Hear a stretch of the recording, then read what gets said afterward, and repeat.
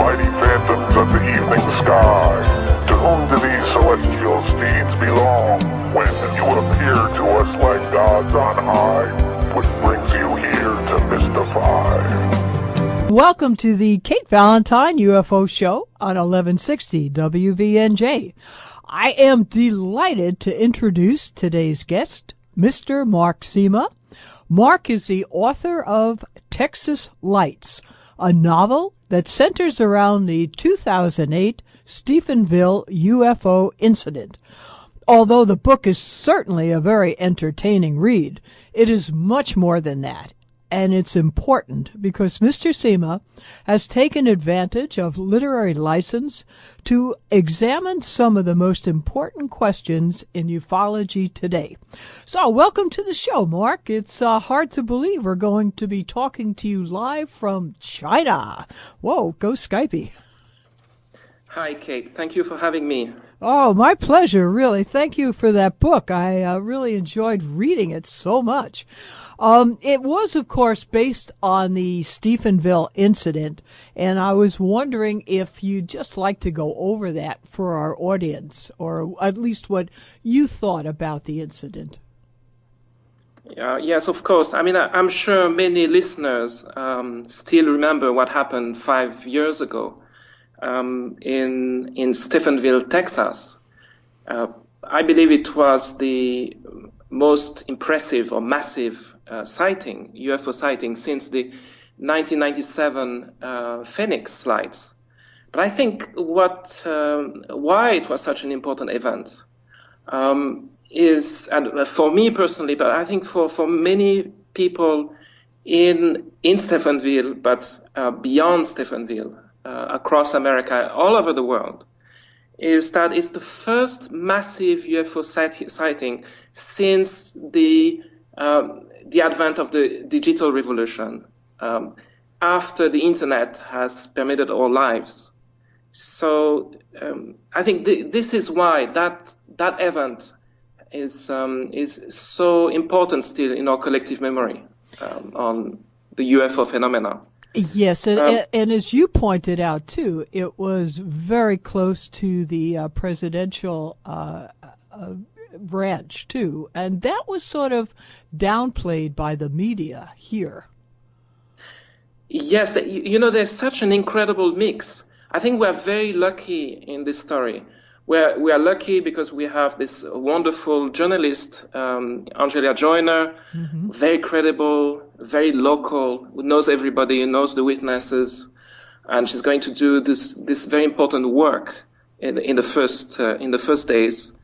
And we have the fact that this massive object was seen going towards the ranch, coming back from that direction, but also thanks to freedom of information request, the 2.5 million hits, radar hits from 5 different radars, actually have confirmed all the witnesses' reports, and also shown that the object was, as of 8 p.m. that day, just at the end when the freedom of the request for information ended. They had this window for radar hits from 4 p.m. to 8 p.m. And at 8 p.m., when they stopped receiving the data, the object was seen 10 miles only from the Crawford Ranch. Yeah. So we don't know how close the object had been that evening.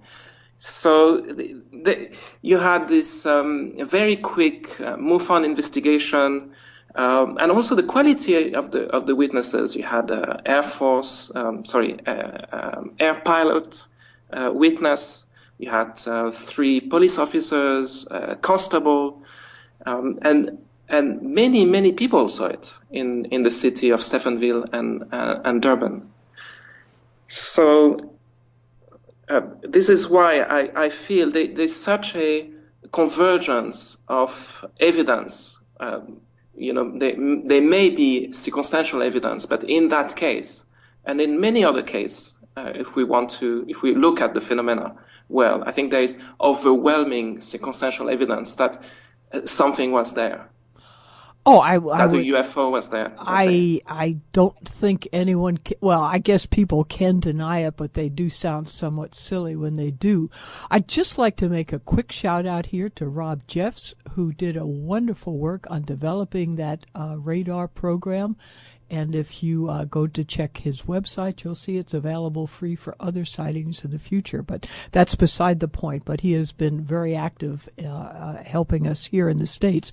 But speaking about being here in the States, certainly France has been very active in investigating UFOs. And sometimes we here in this country tend to be somewhat chauvinistic. And I think it's very important that we also bring out your background and why this study of ufology should become, especially now with the internet availability, more of an international study.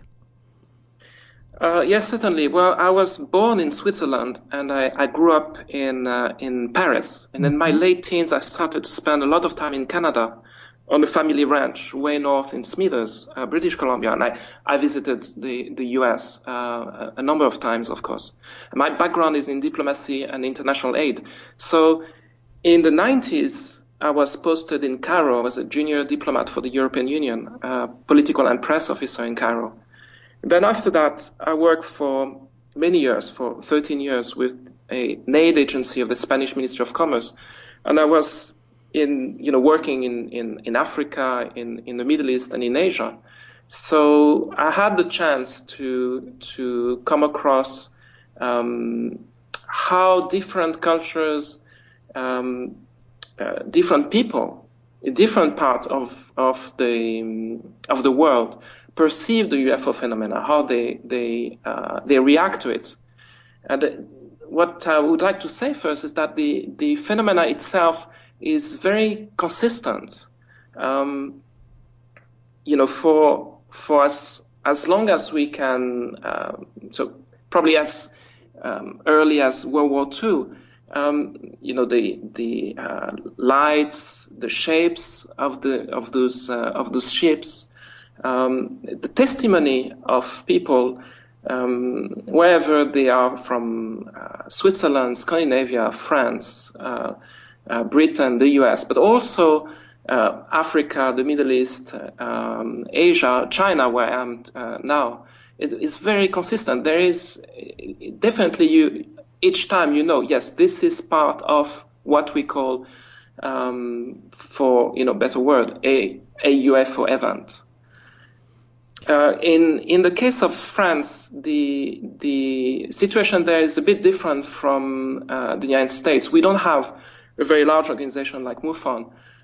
Maybe the reason is that actually the military police, the gendarmerie, which is the police, the military police embedded at local level in the cities who are doing a police work, are officially in charge of taking down all witnesses' accounts and compiling them. And they have done that very early on. And together with the SNES, which is the French space agency, they have together created a department, which is funded by the French government, that compiles all this. They have access to radar data, to meteorological data, to astronomers, and they classify those events. And what come out of all this very public work is, or governmental work, is that there's 20% of accounts that are categorized as D, and D for events that cannot be explained, or are truly UFO events. I mean, it's 22%, much more than the 5% we often hear about. Well, exactly, and that's why it's really starting to be important to, really make this an international study. That's fascinating information. Thank you so much for this, Mark. We're going to have to take a quick break. Kate Valentine here. I'm speaking with Mark Sima. He is the author of a most fascinating book, Texas Lights. It is now available on Amazon Kindle. It centers around the Stephenville incident, but it's much more than that. If you have any questions or comments, we'd love to hear them. Post them on our website, AtlanticCoastUFOs.com. We'll be right back after a short break.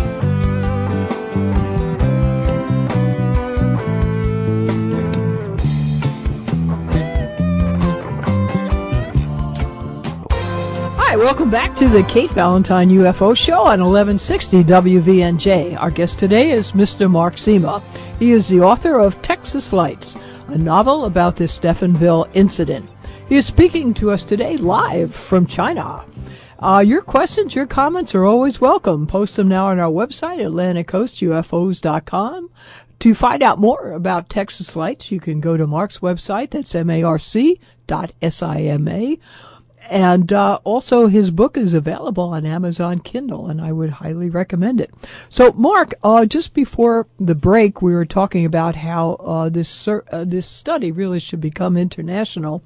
And I think you've gone a long way to start encouraging that, because with your book, because it is supposedly fiction, even though a lot of it is based on some real things, you open up a lot of questions that all of us are asking internationally, like what is it, who is it, why are they here, and what is going on?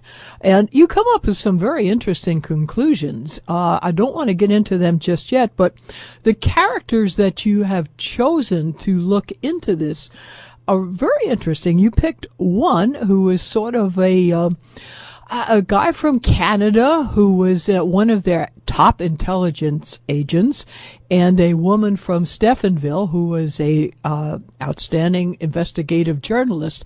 How did you happen to pick those two professions to look into this? And what was your thoughts along that in choosing those two characters for your book?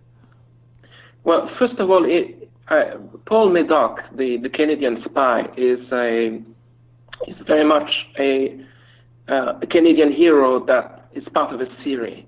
Mm-hmm. That series will cover many different aspects that are interesting to me, from the end of the Cold War to the present day. And to give you an example, I'm finishing now another Paul Medoc, and it sets in 1989 in Egypt, and it speaks about the corruption in the of the Mubarak era, before the Arab Spring that we've witnessed. So, in a sense, for me, with sending Medoc to Stephenville in 2008, it was to look at an event and to look at it as any other kind of subject that could be of interest to an intelligence officer who needed to get answers back to his government, what had happened that day. So I wanted that in the framework of a spy novel, that we could have a UFO event. And it's not because suddenly there's a UFO, then it's a science fiction novel, or it's a New Age novel or something. Mm-hmm. True. I believe that it's such a worldwide phenomenon, and it's affecting the life of tens of thousands of people in a very real manner, whatever it is. So I think it really deserved to be a topic, a normal topic in sort of a contemporary fiction genre. So Medoc is sent to Stephenville because that's obviously it's fiction. Is what interested me in, and I think I got the story of my book for my book, is to imagine that what happened if the American president had been there that day. Yeah. And that object had been going at him. And what would have happened if the Prime Minister of Canada was supposed to arrive on a official trip? And the Western White House received a number of visitors. Putin had been at the ranch and so on. So what happened if the Prime Minister was in this plane already ready to take off in Ottawa? That's very much the beginning of the book. And Secret Service calls CSIS, which is the Canadian security intelligence service and ask for a 2 hours delay, followed by another delay, and then ask for the trip to be cancelled altogether. And without giving the Canadian side any clear information about the reason for what they've called a security breach at the ranch. So this is the premise for the story. Yeah. The Prime Minister is upset. He had his press corps with him, and he feels he has been humiliated. So he decides that he wants answers, and he sends the best agent they have to Stephenville, Texas, to find out, was there a UFO that day? Is it really a possible threat? Could Canada in the future be threatened in the same way? And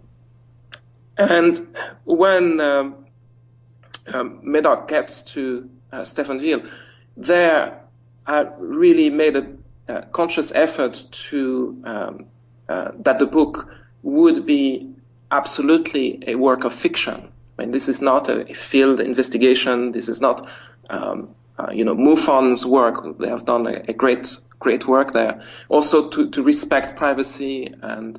So, you were very much protecting the inhabitants of Stephenville that were treated to this phenomenal sight that day. And I was wondering if your character of Eileen was based on Angela Joyner. I mean, it would seem. Well, this is why I made her, first of all, to be a Chinese American, so it would be clear that it was not her. And I think it's normal that we have a journalist. In 2008, actually, I sent an email to Angela Joyner, and she was very kind to answer at the time. And I was just curious, and she just very kindly answered me. So I think the Eileen Sue is very, very different from Angela. But it's a sort of the perfect person for Medoc to access different witnesses. And under false pretense, he sort of enrolled her in questioning different witnesses. But the other aspect, I think you are leading me to that point, is that by being Chinese American, she was born in Austin, Texas, but she's very much Chinese person too. And she kept her roots and kept access to Chinese language, to our culture, to her own understanding of the world.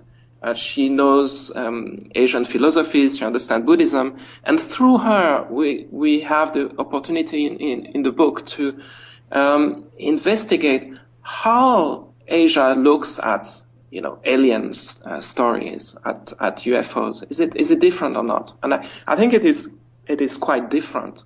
And through her character, I'm able to bring that up. I think the main difference is that for Buddhists, and I don't know how many there are all over the world, but for some account there can be more than 1 billion people. In Buddhism, you have not one world like we have. There are 6 worlds, and the human world is only one of them. And the creatures from the different realm, the different worlds, interact with one another. So when some people have asked Tibetans or Buddhists from China, what do you think about alien beings living in our world? Usually they answer by saying, of course, obviously there are other people, other creatures, other intelligent beings visiting. This is part of the creed, really, of Buddhism. Yeah, it's hard for us to accept that because we're so steeped in our own culture here. Kate Valentine speaking with Mark Sima, author of Texas Lights on 1160 WVNJ. But I think that was a great, again, by writing a so-called fictional explanation of this event, this did allow you a great leeway to really look into this and to bring your own thoughts on this matter out for everyone to take a peek at. I've lived in the Middle East for about 20 years and working there. And what's fascinating in Islam is that you have, it's filled with reference of intelligent being living in the universe, side by side with humans or in other places. We will take a quick break. We'll be right back. Hi, welcome back to the Kate Valentine UFO Show on 1160 WVNJ. Our guest today, Mr. Mark Sima, is the author of Texas Lights, a novel about the Stephenville incident. He is speaking to us today live from China, but your questions and comments are always welcome. Post them now on our website, AtlanticCoastUFOs.com. To find out how to get a copy of Texas Lights, go right to, and it's available on Amazon through Kindle. Anyway, Mark, welcome back to the show. And you were saying before the break how various religions, cultures, and other parts of the world were very accepting of more than one intelligent being on the planet at the same time as humans. Indeed. And I want to apologize to the listeners for the connection breaking. I am in China because I'm teaching at a university in Beijing. So, well, you know, a lot of people do not believe in UFOs because they say aliens cannot get here from there. And they say that the technology does not exist, which, as far as we're concerned, no, it does not. But then I always say, well, Columbus, while going across the ocean, certainly didn't envision a metal tube carrying 400 people across the ocean in 4 hours either. So, you know, and the fact that I can speak to you live, I'm sitting here just due south of New York, you're over in Beijing. That's phenomenal. It's just, I mean, isn't it? Just great technology. I think we'll be able to get there from here pretty quickly, a lot faster than people think.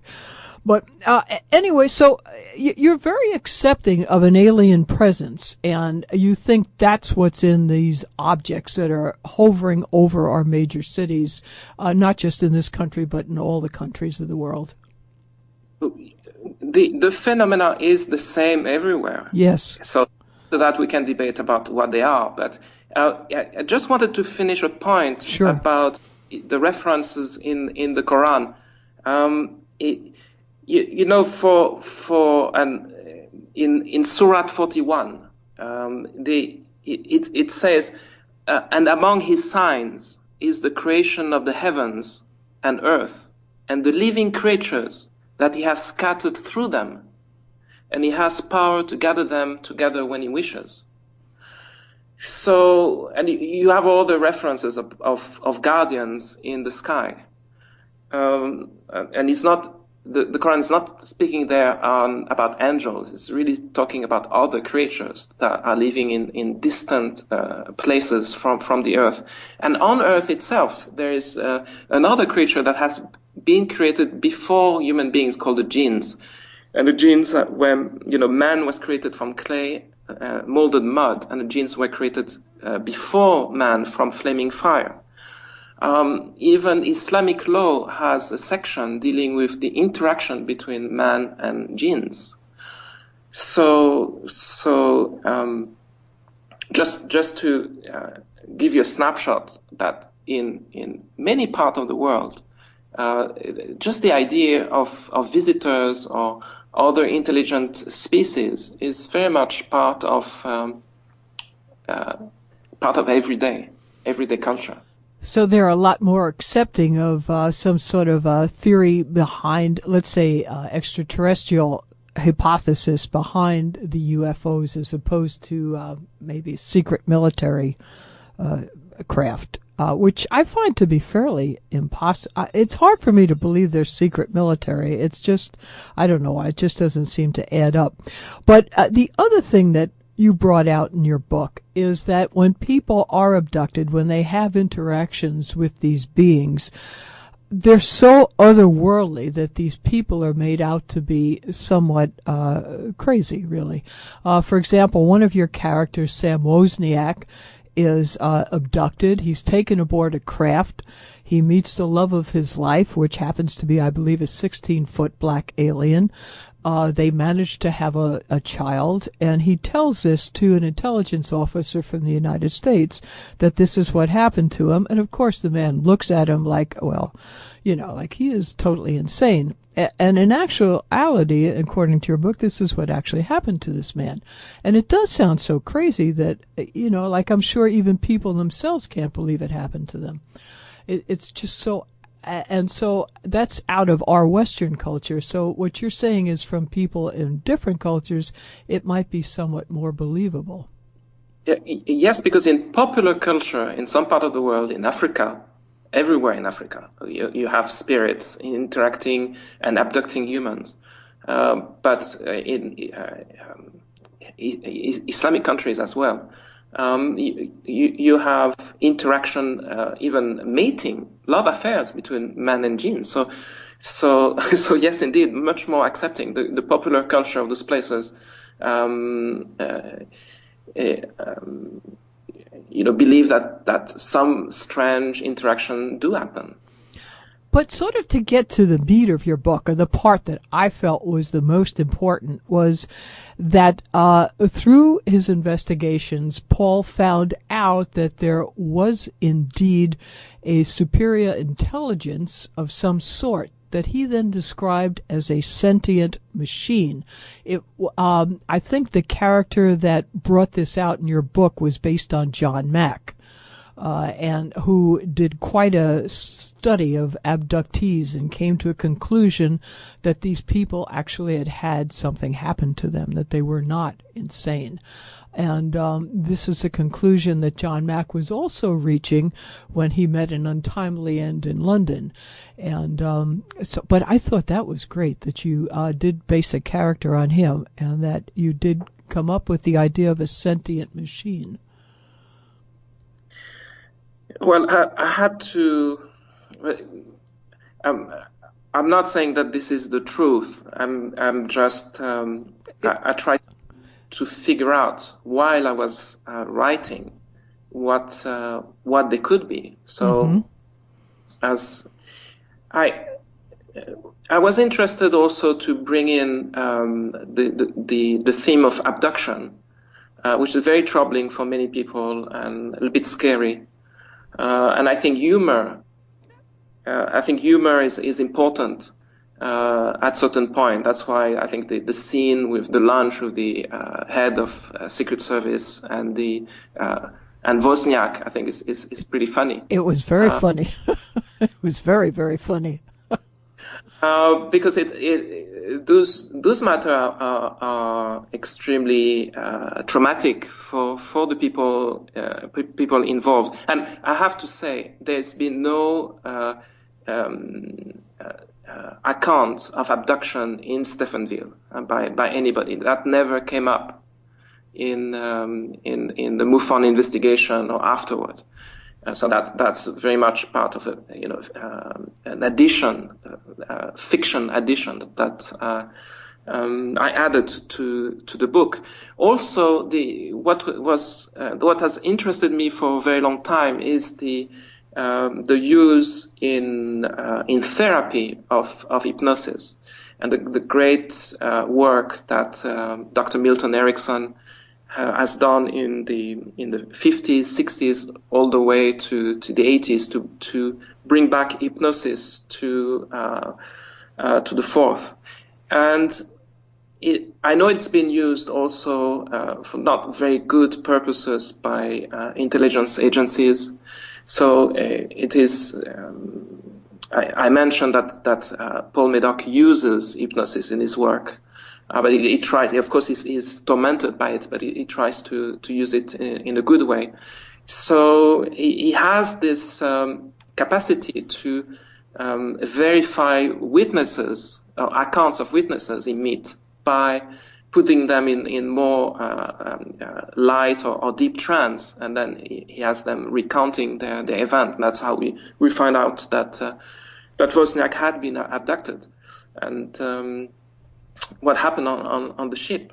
So I felt that this that part of the UFO phenomena, the abduction part and the use of hypnosis to validate accounts by many witnesses, ever since Betty Hill and her husband, and great work that their niece is doing today. That's Kathleen Barton, who's done a great thing with Denise Stoner to start to bring some sort of paradigm to that study. Kate Valentine speaking with Mark Sima, author of Texas Lights, available through Amazon Kindle on 1160 WVNJ. But then, so in the end, after and then Paul then has himself abducted and comes into contact with these alien beings, or these whatever, this alien intelligence, I should say.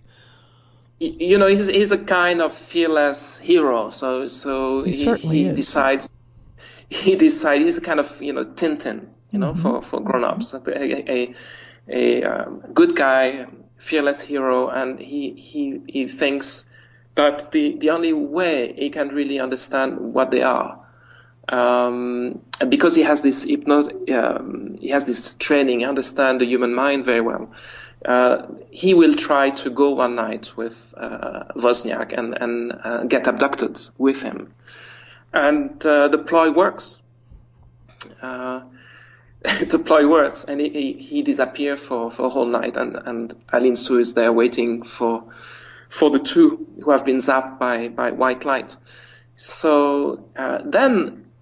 Of course, he doesn't remember anything. And so we are a little bit in the dark. What happened in those 8 hours? But he's capable to put himself in auto-hypnosis. People can be trained like this, and he just trained Aline Sue to do that for him. But of course, this is part of a larger story, and very soon the Secret Service, Homeland Security, picked up on the fact that an intruder has come in that area. That what has been classified as a national secret has been breached. Some person which is not a UFO investigator, not an American citizen, has been coming undercover in the area to gain access to what happened at the ranch also, and we touch upon that, what really happened that day and what happened to the president. I think that's quite funny part of the book also. So they launch a hunt for the intruder, and Aline Sue and Paul Medoc are going to flee. They're going to try to get one more piece of the puzzle. They think they're going to they need, and that is something they may get when they meet someone in San Francisco. So it's a road story also, like a road movie, right? Yes, it is, very much so. And then when they do get that manuscript from the person that they meet in San Francisco, that's when I think the whole point of your book comes out, that these beings are actually... Sorry. That's okay. That's when I think the whole point of your book comes out at that point. Yes, I think there are two aspects of the UFO phenomena, or two positions. I try to summarize. One position is UFOs are alien beings coming from distant stars, and they have traveled, and because their evolution has started several million years before us, it's very possible that they are not biological beings like us anymore. They maybe have a remnant of soul in them, of consciousness, but they are very much sentient machines. And It's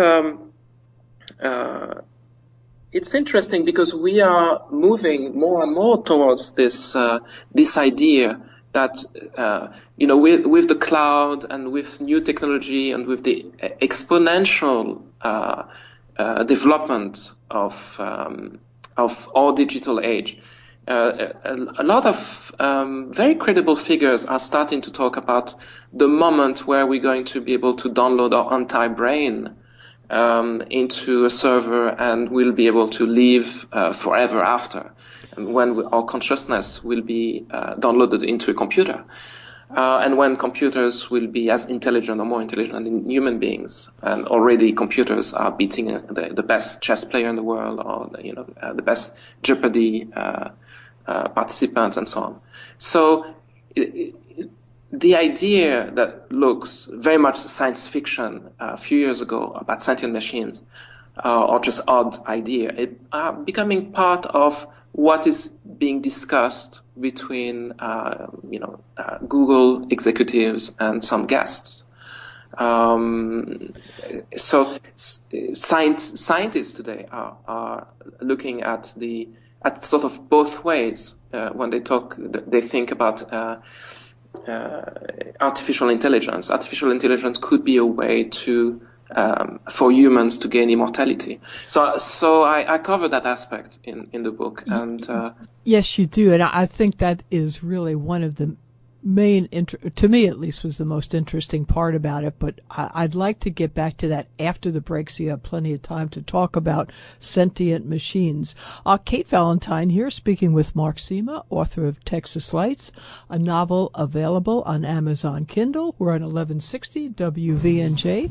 Love to hear your thoughts. Post them now, AtlanticCoastUFOs.com.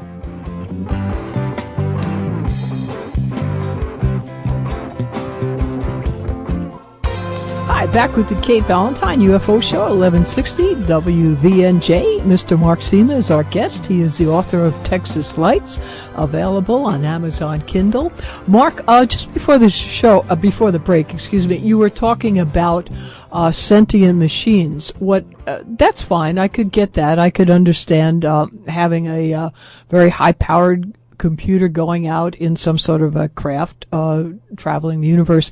But the point that you made was that these sentient machines were created somewhere along the line by living sentient beings, and that what they don't have is a living soul.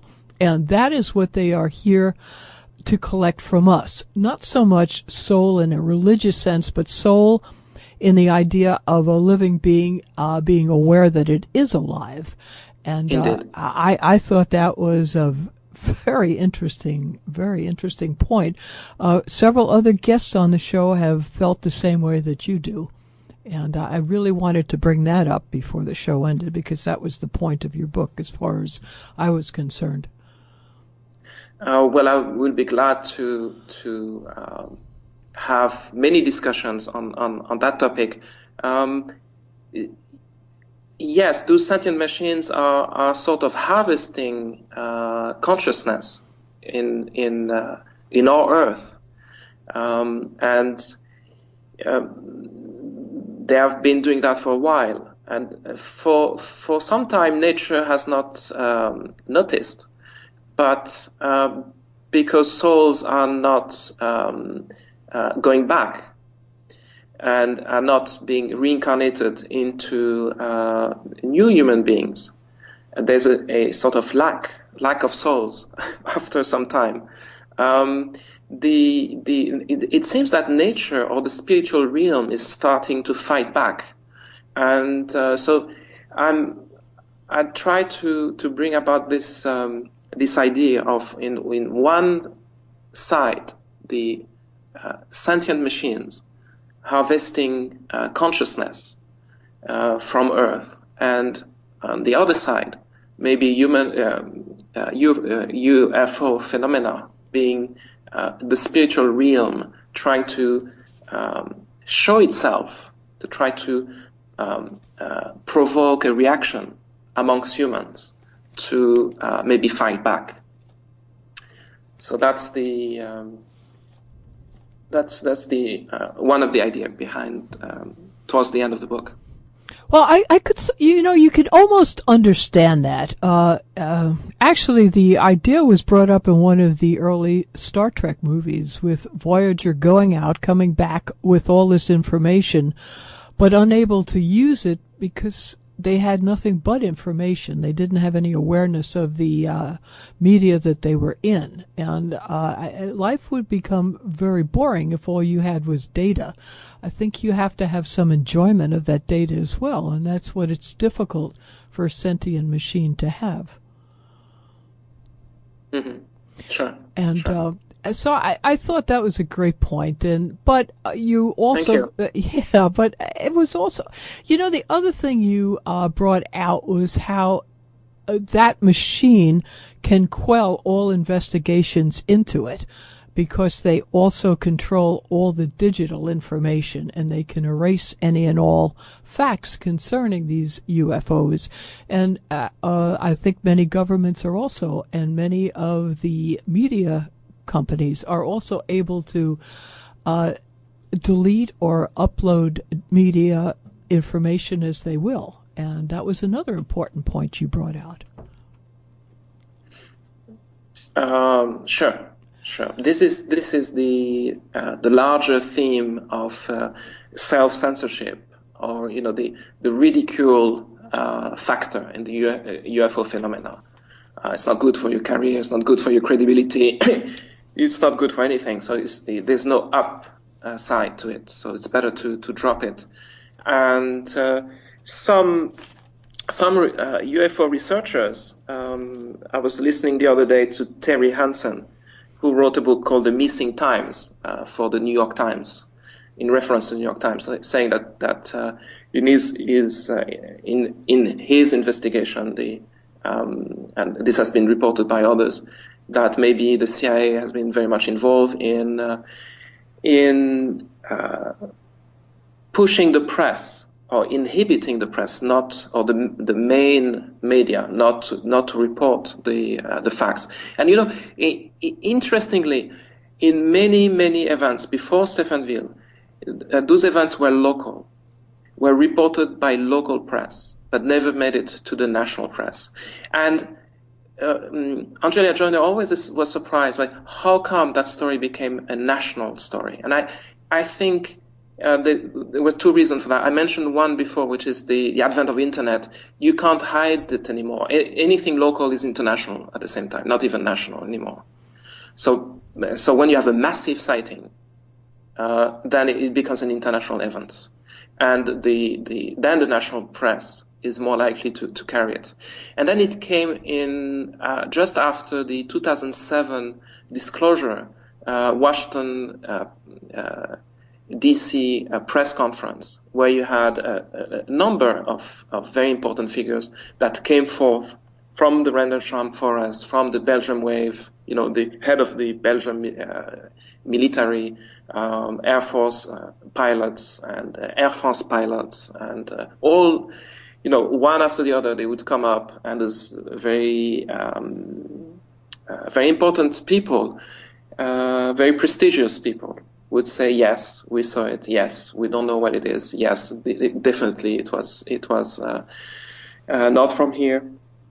When you have, so that, I think that was December 2007. So very close to the time of the Stephenville event, when you have this Belgium Air Force general, is the head of the Air Force, and says, well, for a number of months we had this large triangular object that everybody saw, and our jet fighters could never catch up with. So then you have this massive sighting, and the internet is there, so the story cannot be killed so easily. So when you have reporters calling from Japan, very, very hard for national news broadcasts not to carry it as well. Well, and I think, I was going to say, but that certainly answers. We had 3 questions that came in. One was from Dale. He was wondering, why doesn't the mainstream media accept it? And you answered that. And Janet and Carrie both were wondering if the Chinese media or government are Do they handle the issue any differently? We certainly have had some interesting sightings from China recently. Yes, there's no cover up in the media. The coverage is quite good. The last two incidents in 2012 were very large luminous objects seen over eastern cities, very, very big cities. And those objects were big enough so commercial airplanes were diverted, could not land. And that was reported everywhere, and on TV and local TV and in the press. And we had this massive sighting on the border with India in the Himalaya. That was reported widely also. So there is the phenomena is the same, and it is reported. It is reported. And so it is not deemed very it's not a sensitive issue that is not going to be talked about. Not to the contrary. Yeah. I think sometimes governments don't, because they don't know what it is either. There's a large movement in this country for disclosure, but I'm wondering how much the government actually has to disclose. I wonder how much they do know. Well, maybe the one of the best answer to that comes from Canada. Comes from Madoc's country, because in the 50s, from 1950 to 1962, you have an official investigation with a Canadian called Wilbert Smith, and this is a radio engineer, and he's going to build in Toronto a tower to pick up a magnetic field signal. But his official, so he's going to spend a lot of official money to do this. But this comes from after a conversation with an American gentleman in the September 15, 1950, called Sarbacher. Sarbacher is a U.S. and Research Development board member. Very impressive background. It's an official meeting organized by the Canadian Embassy in Washington.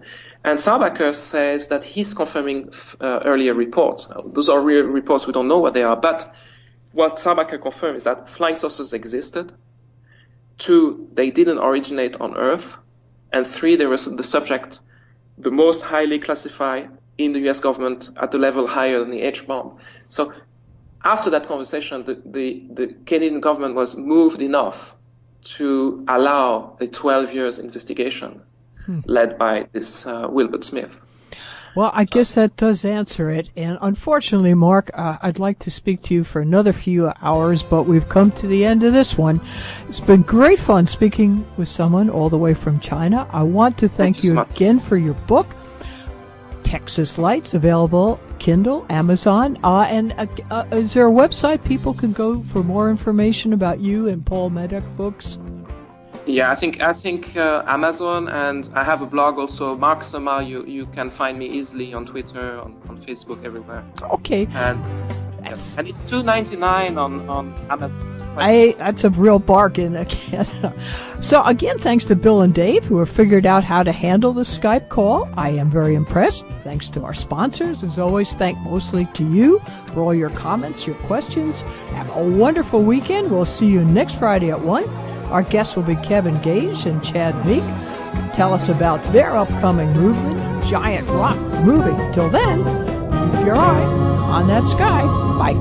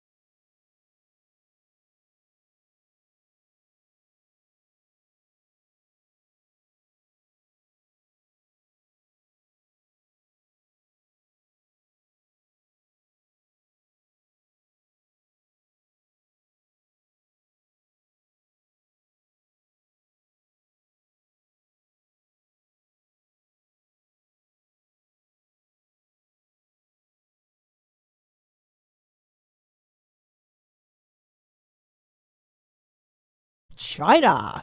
Whoa, go Skypey. Hi, Kate. Thank you for having me. Oh, my pleasure, really. Thank you for that book. I really enjoyed reading it so much. It was, of course, based on the Stephenville incident, and I was wondering if you'd just like to go over that for our audience, or at least what you thought about the incident. Yes, of course. I mean, I'm sure many listeners still remember what happened 5 years ago in Stephenville, Texas. I believe it was the most impressive or massive UFO sighting since the 1997 Phoenix flights. But I think why it was such an important event is, and for me personally, but I think for many people in Stephenville, but witnesses, and she's going to do this very important work in the first days, and we have the fact that this massive object was seen going towards the ranch, coming back from that direction, but also thanks to freedom of information request, the 2.5 million hits. Radar hits from 5 different radars actually have confirmed all the witnesses' reports, and also shown that the object was, as of 8 p.m. that day, just at the end when the freedom the request for information ended. They had this window for radar hits from 4 p.m. to 8 p.m. Beyond Stephenville, across America, all over the world. It's the first massive UFO sighting since the advent of the digital revolution, after the internet has permeated our lives. So I think this is why that event is so important still in our collective memory on the UFO phenomena. Yes, and as you pointed out, too, it was very close to the presidential ranch, too, and that was sort of downplayed by the media here.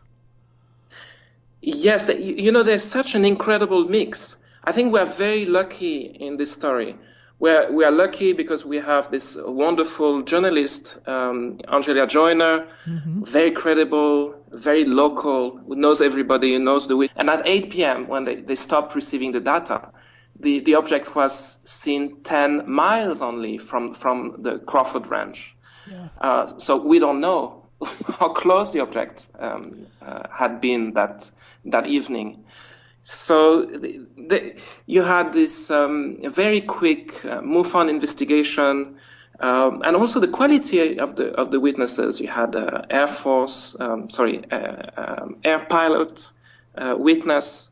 You had 3 police officers, constable, and many people saw it in the city of Stephenville and Durban. So. This is why I feel there's such a convergence of evidence. There may be circumstantial evidence, but in that case, and in many other cases, if we look at the phenomenon. Mighty phantoms of the evening sky, to whom do these celestial steeds belong? When you appear to us like gods on high, what brings you here to mystify? Welcome to the Kate Valentine UFO Show on 1160 WVNJ. I am delighted to introduce today's guest, Mr. Mark Sima. Mark is the author of Texas Lights, a novel that centers around the 2008 Stephenville UFO incident. Although the book is certainly a very entertaining read, it is much more than that. And it's important because Mr. Sima has taken advantage of literary license to examine some of the most important questions in ufology today. So welcome to the show, Mark. It's hard to believe we're going to be talking to you live from